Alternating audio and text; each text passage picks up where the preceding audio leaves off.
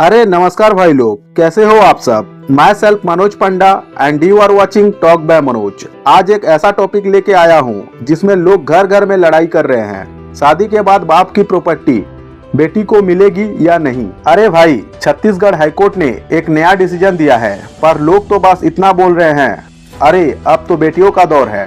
पर मैं बोलता हूँ, पहले सुनो, समझो, फिर बोलो, क्योंकि बाद में मसाला भी है, लॉजिक भी है। तो भाई, कोर्ट ने कहा है, अगर कोई पिता 1956 के पहले मर गए थे तो बेटी को उसकी प्रॉपर्टी में कोई हिस्सा नहीं मिलेगी। मतलब सिंपल है, अगर बाप पुराना जमाने में मर गए थे तो उस टाइम का कानून बोलेगा बेटा ही वारिस है। पर अगर बाप 1956 के बाद गए थे तब नए कानून के हिसाब से बेटी भी हकदार है। कोर्ट ने पुराना रूल उठाया है जिसका नाम था मिताक्षरा लॉ, जिसमें बोला गया था कि अगर बेटा है तो प्रॉपर्टी में बेटी का कोई काम नहीं। तो भाई, ये तो गई कोर्ट की बात। अब मैं अपनी देसी बात बोलता हूँ भाई। जब बाप जिंदा होता है ना, तब ईएमआई कौन भरता है, लोन कौन चुकाता है, खेत में कौन हल चलाता है, बेटा ना। बेटी तब तो हस्बैंड के घर में रहती है और दामाद बोलता है, ससुर जी ब्लेसिंग दीजिए, बस लोन मत दीजिए।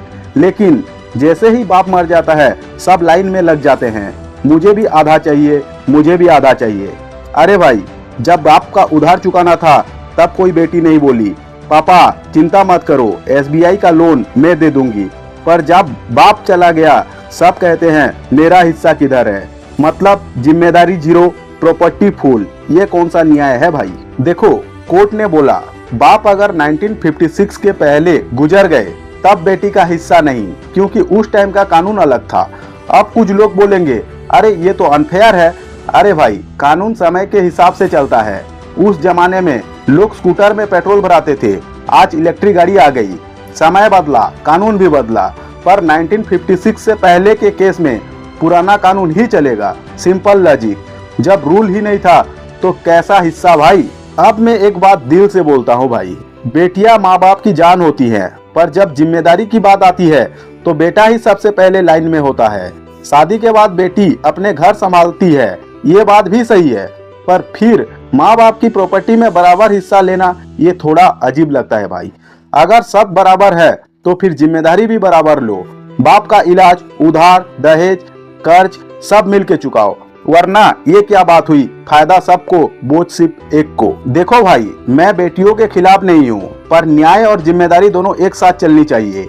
कोर्ट का डिसीजन अपनी जगह सही है, लेकिन बात यह है कि कानून समझ के चलना चाहिए, ना कि बस वायरल पोस्ट देख के चिल्लाना चाहिए। आज के लिए बस इतना ही भाई लोग। कमेंट में लिखो, बेटी का हक या बेटा का न्याय। देखते हैं किस साइड ज्यादा लोग हैं। मैं मनोज पंडा, मिलते हैं नेक्स्ट वीडियो में। तब तक के लिए जय हिंद, जय भारत।